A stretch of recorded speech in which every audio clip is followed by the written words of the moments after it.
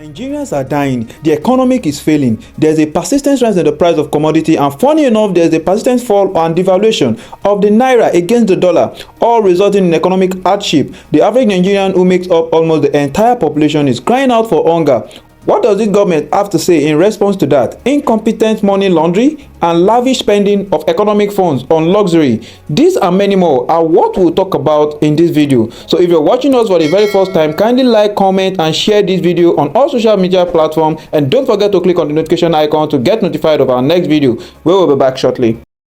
When the whole of crime scene is happening in the street again. the center of political news, celebrity gossip, religious gossip, and happiness in the society. Join us, the voice of Africa. As you all know, the economic hardship is hitting especially hard on the average Nigerians who cannot afford to live a luxurious life like our leaders do. Even though their extravagant lifestyle is being sponsored by the funds of poor masses without our consent, a lot of corrupt practices continue to be the total way of life for these politicians, as they don't even care about the citizen. Before we continue, let's hear what the masses have to say about the present economic hardship they are facing daily to understand more about how far the country has been ruined by these so-called politicians. When I go to the market, things are very cost. Everybody is complaining. The hardship is too much. So we want the government to help us so that things will come down. When you have small money now, you want to eat. You can't eat something that can belleful you. That's why people want to protest. When things come down before that Monday, nobody will come out to protest again now. So even a blind man that doesn't see, but he has the feeling, knows that things are not better. And the way I'm seeing it, our government are not doing anything, and it can be better. You and I knows that things are not getting better, and we do have to pretend. We have to be factual. When you have a good father should listen to you. A bad father brought out a rebel child. No, the price is different. At least the price they are selling now is times 3 of them. At least if government can help us on the price regulation, so we'll be fine with it. The protest can go on for government to listen to us. People are suffering. Everything is not the same like last year, last 2 years, even last 4 years. They are not the same. So the prices are too much. So if they can reduce it to normal price, at least out of 5%, if it is 3%, it's okay. The price of the commodities is so high, to the level whereby what we are earning before is still remain how is it. Then the price of our commodities in the market is multiple times 3, 4, like all like before. As a citizen of Nigeria, I have right to talk. That is, I am in support of peaceful protest. Price of rice, price of gari, price of whatever it is, everything is expensive. The price you get today is different from the one you get tomorrow, and it's not getting lesser, it's getting higher by the day. I feel the government should do better, because it is whatever it is that those people get that they sell back. So I don't blame the people, I blame the government. The government should do better. If fuel is okay, I feel people won't inflate. Alright, welcome back my people. As it stands right now, Nigeria as a nation has been completely neglected by the Nigerian government by diligently ignoring the request of the masses. They've generously created an economy where the masses who voted them into power are pushed into absolute poverty. Of course, it is clear that the government cannot be arrested. Why? Because all the lawmakers are actually part of the ruining gang. When are they going to start fulfilling their promises? These are more is what Labour Party candidate Ajadi has to say about poor economic mismanagement and governance. It's stress the extravagant lifestyle and much more. In this video, there is a lot to discuss. Let's watch Ajadi speak. We'll be right back. State Zaida Ajadi, thank you for coming on with us on the program today. Welcome. And this week, exactly this week last year, the ministers of the Tinubu administration were sworn in. In your view, how would you assess their performance? Because they rode on a mantra, basically, of the renewed hope agenda. How has it been? Well, thank you very much. Nigerians are very hopeful, and we believe that the change is forthcoming. To score the ministers, we can say statistically from each person's performance out of the people that we've had to represent us, I can give them 40%, some of them. And some of them, I can give them 60%. That is if we have to mention names and portfolios. Some are moribund, we don't even know what they're doing. And some are effective in synergy with the president. Some are proactive and in tandem with the hope renewal of the president. But by and large, we've not seen them act to optimum. But then, amidst the swearing in, while they were sworn in, there was the warning that for the non-performing ministers, they will be shown out the door. We're expecting. And there was even the appraisal that they would be periodically appraised and all of that. For those in your assessments that scored 40% and are performing way below expectation, are you satisfied with the response? No, I'm not. By the principal? No, I'm not, because I expect that by now some of them should have been told to go home, and proactive people put in place, because we have 4 years to act. 1 year is gone. The 4th year is going to be for electioneering if he chooses to be another 4 years in presidency. But so right now he has to put all hands on deck and act. All right. Because we have less than 2 years. All right, let's talk specifics now before Emmanuel comes in. The economy, improving the economy. Yes. Kule Edu came on board. He also had, Wale Edu, I meant to say, came on board, and he also, had, support from other critical ministries on that, very critical part of the work. Now, talking about bettering the economy. Curbing the rise in inflation, and of course food prices. Nigerians threatened, not knowing what to eat morning, afternoon, night. Where do we stand? Are you satisfied with the condition of things right now? Thank you very much. I'm not satisfied at all. But I know that the government, from what I see as a patriotic Nigerian, is on track. Why do I say this? There's been a lot of waste in the past. There's been a lot of time wasting, financial wasting, and non-inept leadership over the years. So it's not 1 year ago that this started. Right now, we believe that there are square pegs in square holes. But you see, the head that has a headache cannot be cut off because he has a headache. He can only be given painkillers. Do you understand? So some leaders in the past have done several things that has hurt Nigeria drastically. And so to bring back that hope and change is not going to take place in a year. So Wale Edu, which you mentioned, met CBN in shambles. Nigeria's economy was in shambles. Let's face reality. The former CBN governor had made a mockery of Nigeria by what he did under the last dispensation. I'm an economist and I'm an accountant, and I'm a managerial psychologist. I'm firstly a Nigerian with patriotism. It doesn't make any sense what they've done. But right now, they are putting in place macro and micro economic principles with OA Lawa from 4. Basic.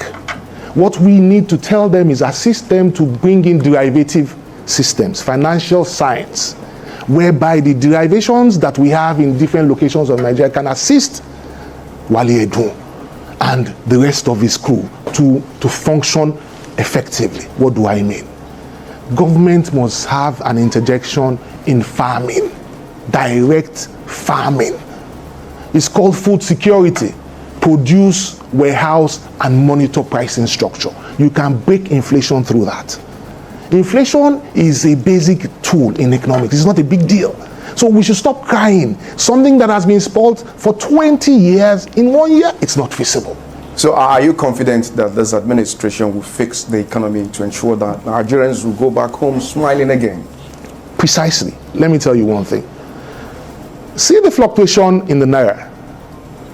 It's becoming stable. Every day I monitor the naira. I'm not a trader, but I monitor it because I'm a patriotic citizen and I'm an accountant. You have to monitor what you're doing. You have to monitor the government and observe what they are doing. They are on track. What did they meet? Why did we remove subsidy? Well, you might say it's hasty, but for me, the reality was that there was no subsidy in the budget for 2023. What do you expect him to do? Tell me. But some political pundits are saying that this government again is paying subsidy. We have to come back to that, because the reality now is that the inflationary rate has surpassed. It's called galloping inflation. There are different kinds of inflation. We have borrowed money for future oil. We don't have anything but oil. We've sold all our assets under the guise of privatization. What has he landed us on? We don't have any value, and we borrowed against the naira. How do you secure the naira? This is the point at stake. How do you secure the naira from floating anyhow? We must plan, because if we fail to plan, we have planned to fail. So the president and his crew, they are planning so that we don't fail in the future. Because the former leadership did not plan for Nigeria and Nigerians. They were wasteful. They had no plan. Tell me what the PDP, 16 years of rule, if a person says that they collected money for electricity generation, they gave 100% to some contractors, and at the end of the day, they did nothing. What are you coming back to as a president? But we had APC in the saddle for 8 years before this president. Thank you very much. Of 16 years, bad rule. Of 16 years, bad rule. There was nothing. What did we have for 16 years? Tell me. You had people looting Nigeria dry and going away with it. Who was punished? Nobody. First reality. There's impunity. So coming to APC now is like a succor for Nigeria. But we all know this is not the APC's first outing. Good. How did Buhari function? Let's make names. Let's mention it. How did Buhari function? Did they allow him to rule the government? Yes. He was the president. But was he the president? See, I am a patriotic. All I'm interested in is let Nigeria work. Right. It's quite interesting, just a moment, Kemi, it's quite interesting that you are from the Accord Party and you're saying this about the APC. Well, let's quickly look at some of the interventions of this present administration, talking about the student loan, the CNG initiative, and also some credit schemes. What do you make of this, all of these initiatives? That's precisely. By this administration, that's where I'm pushing going. the effects of some of this hardship that our Nigerians are facing. Thank you very much. You are talking about options that citizens have been given. Were we given under those? I was once a PDP. I contested Senate under PDP before I moved to Accord. So I need for you to know this synopsis before you can know the reality of what's going on. Why did I leave PDP? Because it was a waste of time. It was total waste of time. Anywhere we are, we can talk about it and debate. I'm ready. And would you leave the Accord Party for the APC? Is that in the works for you? Well, that's not the plan. But the reality is that APC has a stride. We have progress. Now we are trying to fix our refineries, even if he has not met the timeline. 16 years down the line, they were paying their cronies. That is why we are held to ransom importing fuel now. Why would you tell me that you want something is bad? I told you earlier, you have a headache. Are you going to cut my head off because you have a headache? Then there's no life anymore. You cut off life from all the refineries. Who is in jail under Obasanjo's regime? Who is in jail under Jonathan's regime? Nobody. It has also been said, and it did not function. While perusing, President everything is moribund, and he met a moribund economy. Yes. I'm a Nigerian. I'm not forget party. Okay, but then let's also look at forget party. What people are saying. Are you also, are you not curious if this issue of fuel subsidy and all of that? Yes, the president has alluded to the fact that the regime was fraught with corruption, blinding the country, really robbing the country of its its essentials, but then we've not seen any names also being wielded, any names being fielded, so to speak, for prosecution. That is what I was saying earlier before you started talking. There has to be a regime where you punish people for acts being done against the state. Look, Nigeria is bigger than all of us. We are going to leave this stage, whether we like it or not. But what are we bequeathing to the children? I can't see, it's bleak. That is why we're trying to do what we're doing. Not because we're hungry, not because we need money. No, we're even going to leave everything behind. So the reality is that what do we have to offer Nigeria is not what Nigeria has to offer us. How do we save the sinking ship? That is what I think the president is trying to do for me. That's why I told you, forget politics. Let us face the facts of the situation. You are yet to give your assessment on some of the interventions. Right. Yes, which was my point to initially. Yes, it's never happened before that we will give loans to students in Nigeria and pay back after graduation and when you start work. Those conditions are perfect. So it means that poor parents can send their children to school. All the parents under Awolowo can stage today that their children went to school free. So if we can get that to the children now, fantastic. That's a good intervention in 1 year. It has never happened. My own alma mater confirmed that they have received money, University of Ibadan. It's never happened in Nigeria. So that is a perfect example of educational system, because you are interjecting the inflation. It means that parents are not worrying about school fees for a while. Number two, he is continuing the issue of production. Buhari gave loans under CBN to farmers to produce rice. I was in Abuja. I flew to Abuja to see the inauguration of this, the pyramids in Abuja, as an individual. I was excited.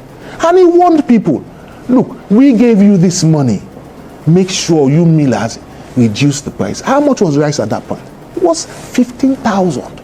And he mentioned it on air. If you have records or your journalists, we will tell you that was what he said that day. And you went to the millers. How did he get to 70 or 80,000? It is us. It is not government. You see, Nigerians must be good to each other. If the president says, I give you this, why are you auditing it? It's not your money.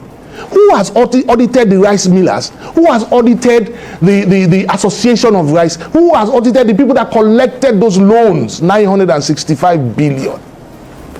And we are complaining. Well, we should be saddled with the responsibility of proper monitoring and implementation. That's where I'm getting to. That's where I'm getting to. You see, government must be involved now, so that they do not continue to have the bad name. If an action has been taken, they have to monitor. We used to have a pricing structure in Nigeria, price monitoring board in the 70s and in the 80s. You can't come to the market and sell anything at whatever price you choose. You are going to be arrested and your goods seized. But now, I buy yam from Abuja or Makurdi at less than 1,000. I come to mile 12, I say I'm going to sell 1 tubers 8,000. Who is the government official that is monitoring pricing? That is us.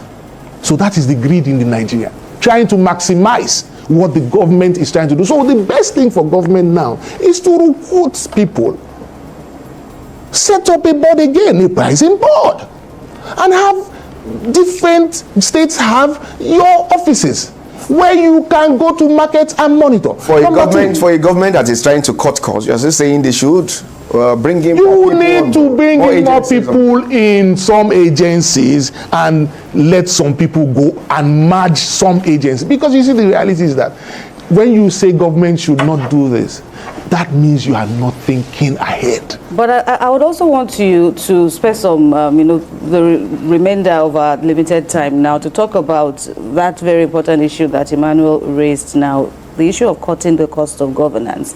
That is very pertinent. The bulk of the ministers too also raised alarms. The number of ministers that were sworn in also raised eyebrows, as if indeed we are serious about bettering the economy, strengthening the economy, cutting down on costs that aren't needed. Do we need these ministers? And now here we are, them being in the spotlight. What do you make of the government moves to save some needed funds and use them system for critical sectors. The spokesperson of the government said last week, or was it 2 weeks ago, saying that they're cutting costs on logistics, cutting costs. Even on COP29 for the UN General Assembly. That's a fantastic, you have to have the feelers. We're not in government. But when you hear the feelers, you will know that he's listening and he wants to do it. You don't know what he plans to do in the next 1 month or 2 months. You don't know. So we can only help him by telling him, Mr. President, we know you are a wise man and you are a tough man. You need to do what you told us you wanted to do. That's it. There is no sentiment in this thing. It's 4 years. He says, don't pity me. Correct? So we're not going to pity him, but we can help him. The reality is that whoever is not functioning, let him go home. We're not here for play. 6 months, 1 year, give us your score sheet in your ministry. If you're not grasping it, go home. Get young people. There are other Nigerians out of 200, like you said, 200 million people ready to work. So there are greyhounds that need to be cut open and see fantastic brains.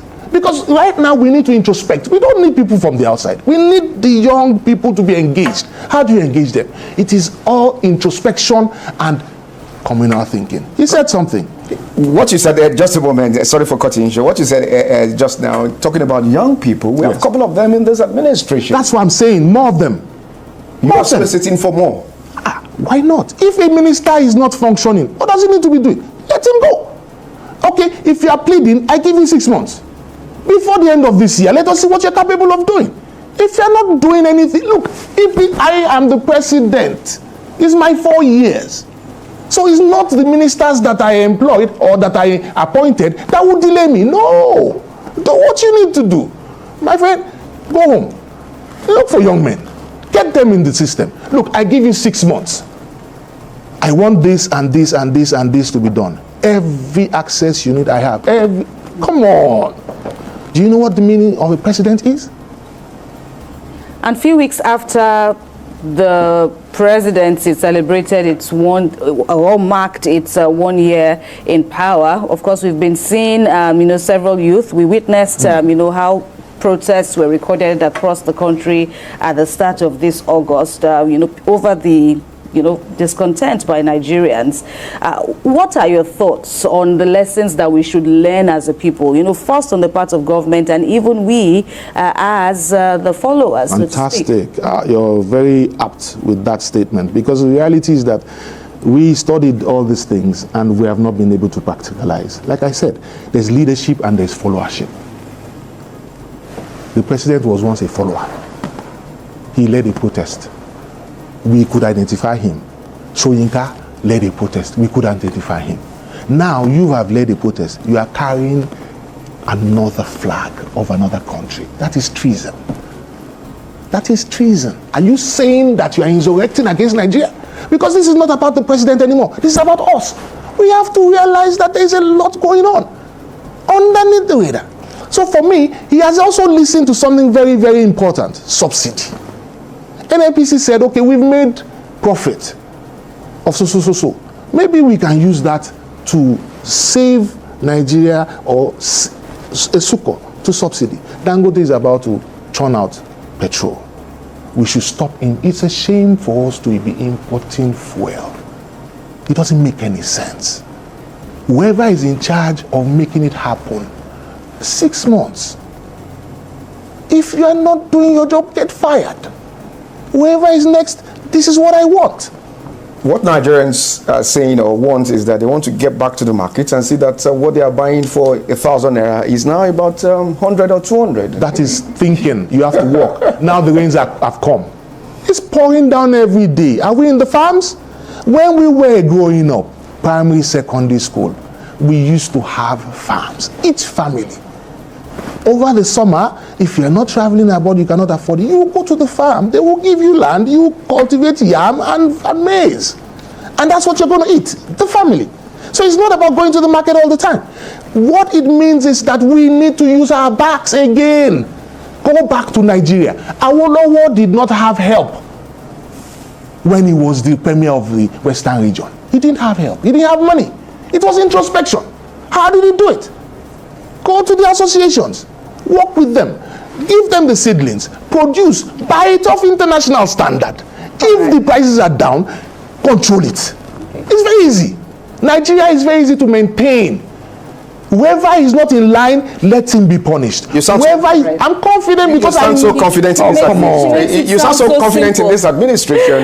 You move from the PDP to the Accord. Anytime soon. We've run out of time. Maybe I don't understand what you're saying about that. What I'm here for is how to fix Nigeria. Okay, right, let's just rest on that note. Let's rest on that optimistic note. Governorship candidate of the Accord Party in Oyo State, Saeed Ajadi, we thank you very much. Nigeria is being suffocated by a bunch of self-serving, heartless politicians who have made it their mission to suck the country dry. The economic is tanking and the people are dying in the street. But do these so-called leaders care? Absolutely not.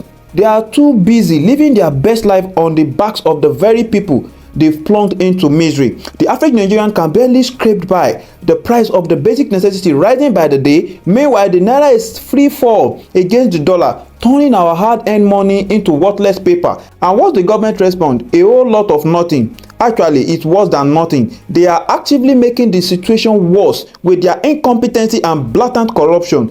This is no accident. The suffering of Nigeria is by design, a direct result of the greed and negligence of those in power. They are laughing at us from their mansions, eating gourmet meals while the rest of us can barely afford a bag of rice. Their luxurious lifestyle complete the designer's clothes and first-class trip are paid for with the very money they've stolen from the public coffers.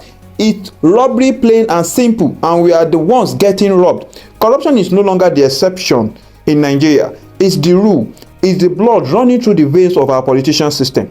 And every politician is on the take.